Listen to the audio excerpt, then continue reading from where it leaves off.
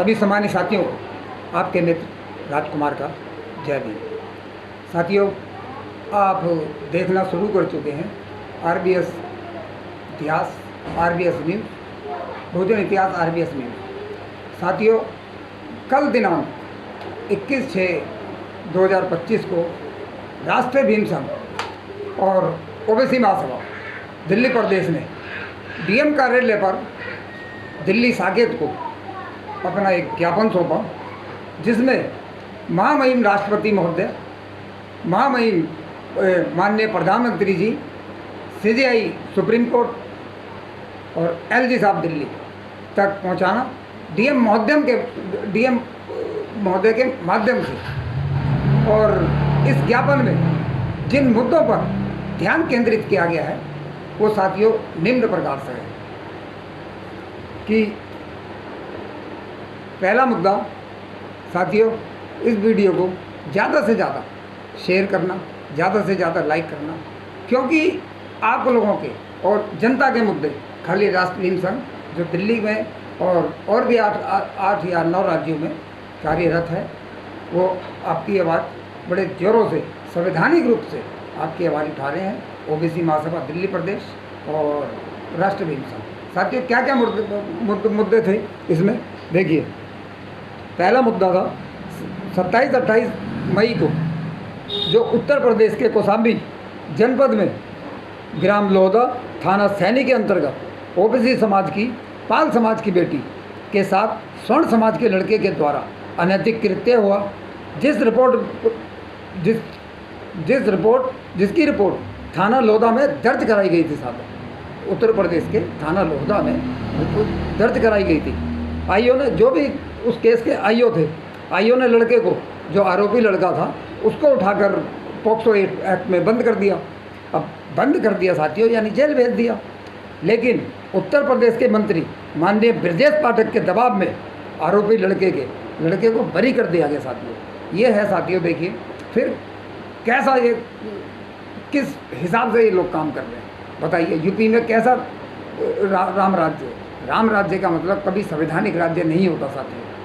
राम राज्य लोग इतने भ्रमित हो रखे हैं राम राज्य के चक्कर में कि उनको संवैधानिक राज्य में और उसमें कुछ समझ नहीं आ रहा।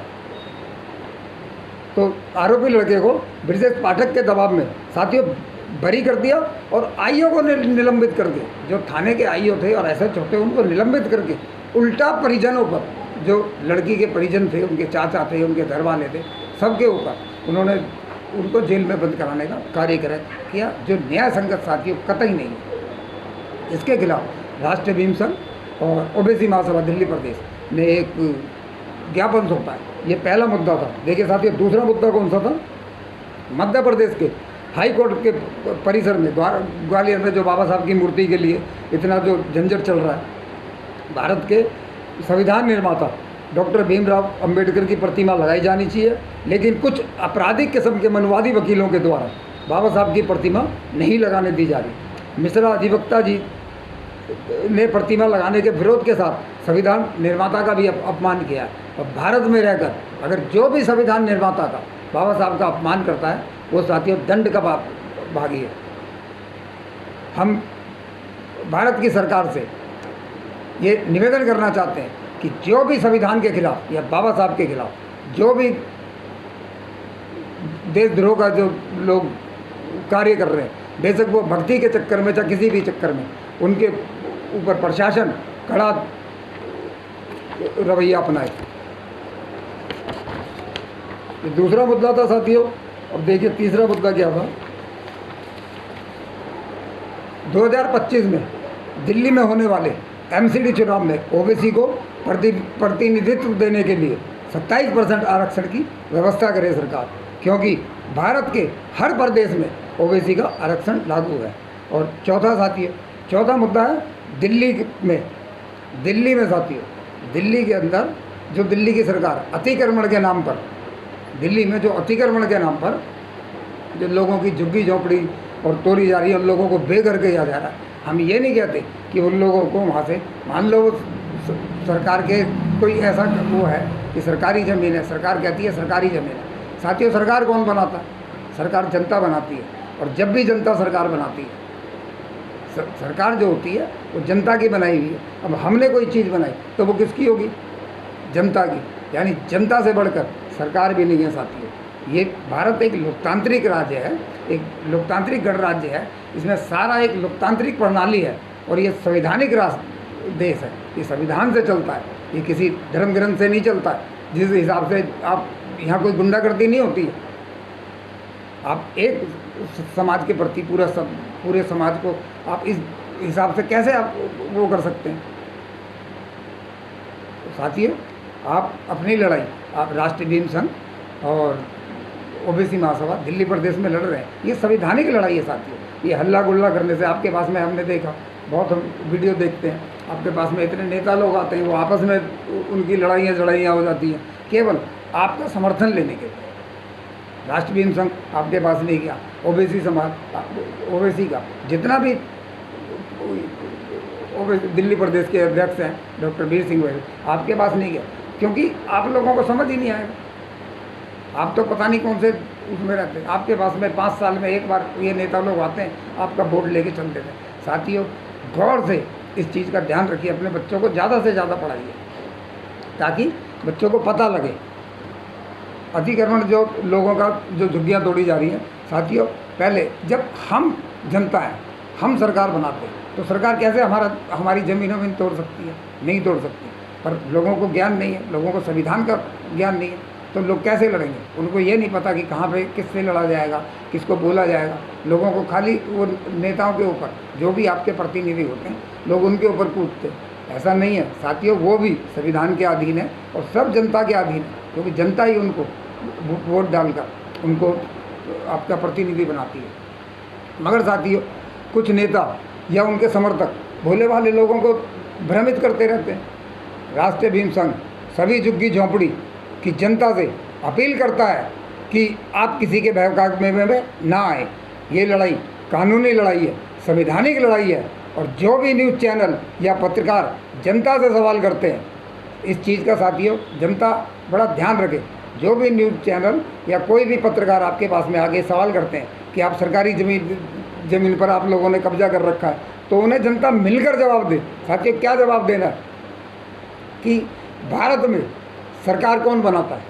बताइए साथियों, मैं आपसे मेरे कमेंट में जवाब देना। भारत में सरकार कौन बनाता है? सरकार अपने आप बन जाती है क्या? कोई भी नेता अपने आप बन जाता है क्या? नहीं, जनता बनाती है। किसका वोट लेकर ये नेता, सीएम, पीएम किसका वोट लेकर बनते हैं? ये मेरे को, और ये जनता के सेवक है साथियों, ये जनता के मालिक नहीं है, ये जनता के सेवक है। इसलिए नारा लगाइए, नारा लगाइए, जो ज़मीन सरकारी है वो ज़मीन हमारी है, उसका मालिक जनता है, जनता ही इनको बिठाती है। और ये अपना, ये नहीं है कि ये अपना कुछ भी हो संवैधानिक पोस्ट पर बैठ के तो अपने मन मुताबिक काम करेंगे। नहीं साथियों, जिससे भी जनता को, जनता के हितों का ध्यान, हम सरकार इसलिए बनाते हैं कि जनता के हितों का ध्यान रखें और जनता के स्कूल हैं, जो भी उसकी बुनियादी ज़रूरतें उनको पूरा करें। जनता सरकार 5 साल के लिए आती है, अगर आपके काम नहीं करती तो 5 साल में उसको आप चेंज कर सकते हैं अपने वोट के अधिकार। मगर क्या करें, जनता का दिमाग तो पता नहीं कहाँ रहता, उसको संविधान के बारे में और भारत के बारे में इतना ज्ञान ही नहीं है। साथियों, सब कुछ आपका है, सब जनता का है भारत के अंदर।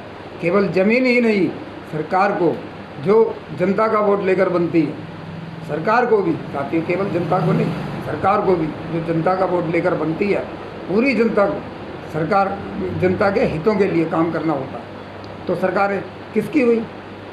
बताइए कमेंट पे मेरे को, सरकार किसकी हुई साथियों? जब सरकार को हम बनाते हैं तो वो अपने मन मुताबिक काम कैसे कर सकते हैं? मगर आजकल ये 11 सालों में साथियों यही हो रहा है, सारे जितने भी काम हैं सब असंवैधानिक हो रहे हैं। और इसके लिए थोड़ा समय लगता है, ऐसा नहीं है, थोड़े समय के लिए हमको सरकारें आती हैं, बदलती हैं, हमको प्रताड़ित कर सकती है, हमारे हक अधिकारों को संसद में जाके कानून बना सकती है, मगर फिर भी वो हमारे पूरे कॉन्स्टिट्यूशन को कभी नहीं चेंज कर सकते थे। ये एक भ्रमित और लोगों को भ्रम फैला रखा है। पर हमारे लोग, जनता, हमारे लोग तो सब जनता ही, सारे SC ST हो गए। ये किसको, आप देख लेना झुग्गियों में कि कौन से वर्ग के लोग होंगे, या तो पिछले वर्ग के होंगे, या SC होंगे, ST होंगे, बस यही लोग होंगे। झुग्गी झोपड़ी में कौन रहता है? बहुत कम ऐसा वो है। सारे भारत में 90% जनसंख्या हम लोगों की है। तो हम ही लोग अपना वोट डाल के इन लोगों को बिठाते हैं। इन लोगों को इसलिए बिठाते हैं कि ये हम लोगों के घर तोड़े, मकान तोड़े, हम लोगों की शिक्षा बंद करें। नहीं साथियों, यही जनता को समझना है। और हमारे चैनल पे जवाब आप जरूर देना साथियों। आप एक तो हमारी समाज की एक बहुत बड़ी गलती है कि समाज हमारा कुछ समझना नहीं चाहता और दूसरा पढ़ना नहीं चाहता। साथियों, अपने बच्चों को पढ़ाइए जरूर। इतना भोला भाला समाज, अशिक्षित पढ़ा लिखा समाज है नहीं हमारा। बाबा साहब ने साथियों हमारी सदियों की गुलामी को एक कलम से उन्होंने मिटा दिया। आज आप देखिए कितने बढ़िया कपड़े पहनते हैं, अच्छी अच्छी नौकरी करते हैं। नौकरियाँ भी, सरकारी नौकरियाँ नहीं मिल पाती तो अपने जीवन यापन के लिए लोग अपना कोई ना कोई ऐसा साधन बनाते हैं कि अपने बच्चों का अपना पेट अच्छी तरह भर पड़े, उनके और भी बहुत बुनियादी वो होती है, उनको अच्छे ढंग से रह पाएँ। एक ही झटके में बाबा साहब ने इसको सबको, जितना पीछे से जो रूढ़िवादी होती सबको ख़त्म कर दिया। और आज भी लोग, और जो भी साथियों एक चीज़ और याद रखता है, बाबा साहब ने कलम से ख़त्म कर दिया। और जो भी मुग़लों के समय, अंग्रेज़ों के समय जो लोग भ्रमित जीवन जी रहे थे। भ्रमित जीवन का मतलब है एक झूठ की ज़िंदगी जीना। कुएँ के मेंढक को कुएँ में डाल देते हैं, 4 मेंढकों को, तो वो कुएँ को ही अपना पूरा संसार समझते हैं। ऐसा नहीं है साथियों। आज भारत ग्लोबल है।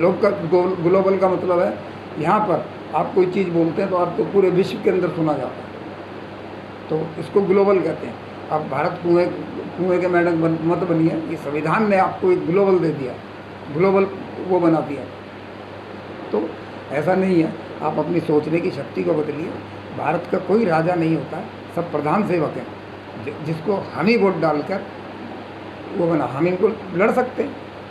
आर्टिकल देखिए 19 में देखिए, वो सारा मैं अपनी संविधान की पाठशाला में सब कुछ समझाता हूँ। पर क्या करें साथियों, पर कमेंट आप जरूर करिए साथियों। आप उल्टा करिए, सीधा करिए, जैसा भी करेंगे, आप कमेंट करेंगे तो मेरे को आपकी प्रतिक्रिया पता लगेगी। जो अंग्रेज़ों के समय भ्रमित जीवन जी रहे थे, उसे बाबा साहब ने 1950 में कुछ मुट्ठी भर उनके लिए 1950 में सब नष्ट करके बराबरी का, सबको बराबरी का, ना कोई यहाँ भंगी रहा, ना चमार रहा, ना कोई जो जातियों में 6743 जातियों में लोग बटे हुए थे, उन सब लोगों को बाबा साहब ने एक पायदान पर लाकर खड़ा कर दिया, सब बराबर कर दिया। SC ST OBC जनरल, जितना जनरल को हो गया उतना ही इसको हो गया, उतना इसको हो गया, उतना ही को, सब बराबर है। कानून के दृष्टि में सब बराबर है। तो कोई यहाँ पे कोई छोटा, कोई बड़ा, कोई जाति में किसी जाति से कोई आदमी नहीं है, खाली वर्ग हैं SC ST OBC और जनरल साथी।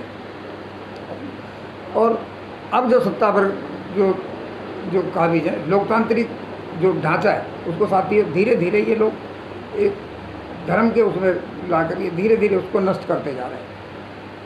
उनके ग्रंथों के अनुसार SC ST OBC लोगों को ना तो साथियों घर रखने की वो है, ना संपत्ति रख सकते हैं, ठीक है, उनको बिल्कुल अधिकार नहीं है। क्योंकि आप लोग पढ़ेंगे तो मनुस्मृति को पढ़ के देखेंगे आप लोग, आप पढ़िए। इसलिए लोगों को मैं ज़्यादा से ज़्यादा वो करता हूँ कि जितना आप पढ़ेंगे उतना आपको ज्ञान होगा और भारत को आप लोग समझ पाएंगे। मगर साथियों, अभी भी पूरा भारत लोकतांत्रिक, जितना मर्जी वो कर ले, जितना मर्जी एक अड़ंगा फैला ले, नफरत फैला ले भारत के अंदर, या कुछ भी कर ले, मंदिर मस्जिदों के चक्कर में जनता को भ्रमित कर दे, मगर आज भी पूरा भारत एक लोकतांत्रिक ढांचा नष्ट नहीं हुआ है भारत का, और ना ही हम होने देंगे। ये कुछ नफरती लोग हैं जो केवल समाज को भ्रमित करने के लिए उल्टे सीधे बयान देते हैं। इनसे निपटने का साथियों एक ही साधन है, शिक्षा। अपने बच्चों को ज़्यादा से ज़्यादा शिक्षा दिलवाएं। और सरकारी स्कूलों में, सरकारी स्कूल इसलिए साथियों कि आप लोग शिक्षा ना ले पाएँ, हमारा SC ST OBC समाज शिक्षा ना ले पाएँ, क्योंकि बड़ी मुश्किल से ही 1950 के बाद भारत में स्कूल खुले हैं और ना ले पाए, इसलिए आप लोगों के घर तोड़े हैं। और जो पत्रकार ये वो करते हैं कि लोगों के घर में टाइल लगी है, लोगों के घर में।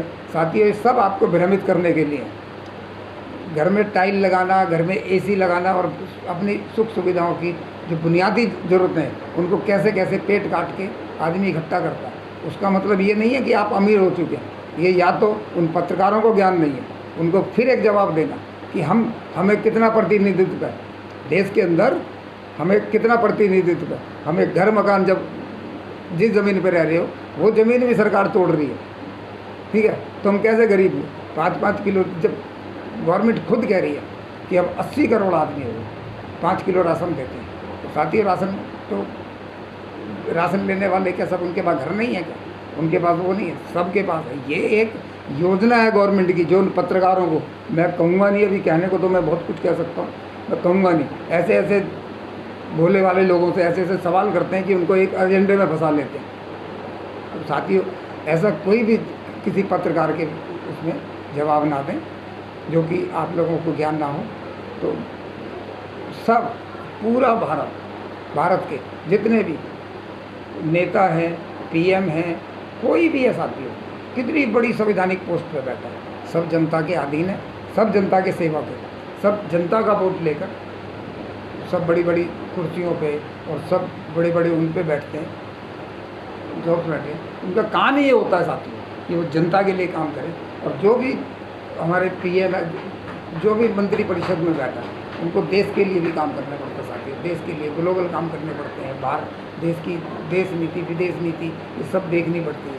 अब वो ये जनता तक इतना जनता को ज्ञान नहीं है, वो एक अलग मुद्दा है। पर जो बुनियादी चीज़ें हैं जनता के लिए, शिक्षा, स्वास्थ्य, ज़मीन, रहना, देखिए हमारे प्रधानमंत्री, माननीय प्रधानमंत्री जी ने 2022 तक सबको ज्ञान, आपको 2022 तक खुद बोला था हर परिवार को अब पक्का घर होगा उसका। आज साथियों 25 चल रहा है, नहीं कोई बात नहीं, बहुत बड़ा भारत है, अगर नहीं हो पाया वो एक अलग मुद्दा है। मगर जो भी लोगों ने अपने रहने के लिए मकान, उनको तो कम से कम ना तोड़े, उनको अतिक्रमण के नाम पे तोड़ते हैं, गैर संवैधानिक के साथियों। और इसके लिए हर नागरिक जिसके साथ भी थोड़ा सा वो होता है, आप उसकी आवाज़ उठाइए, अपने साथ में अपने पूरे उनको लेके मीडिया के सामने आवाज़ उठाइए और शांति से साथियों बिल्कुल नहीं बैठना। अगर कोई बात नहीं, ये लोग हम लोगों की आवाज़ नहीं सुनते, वो हम तक आवाज़ आएगी तो हम लिखित में डीएम पे जाएंगे, सीएम पे जाएंगे, पीएम तक पहुंचेंगे, राष्ट्रपति तक पहुंचेगा राष्ट्रपति सब। तो साथियों, आप हमारे चैनल को ज़्यादा से ज़्यादा लाइक करें, शेयर करें और वीडियो को कमेंट ज़रूर करें साथियों, अपनी प्रतिक्रिया ज़रूर दें। और आप सजग रहें, जागरूक रहें, अपने बच्चों को साथियों ज़्यादा से ज़्यादा पढ़ाएं, लिखाएं। और कोई भी, सब कुछ आपका है साथियों, भारत के अंदर जो भी है, कोई सरकार की ज़मीन नहीं होती, कोई किसी की ज़मीन नहीं होती, सब जनता की ज़मीन होती है। इसलिए नारा दीजिए, जो ज़मीन सरकारी है वो ज़मीन हमारी है। जय भीम, जय भारत, जय संविधान सभा।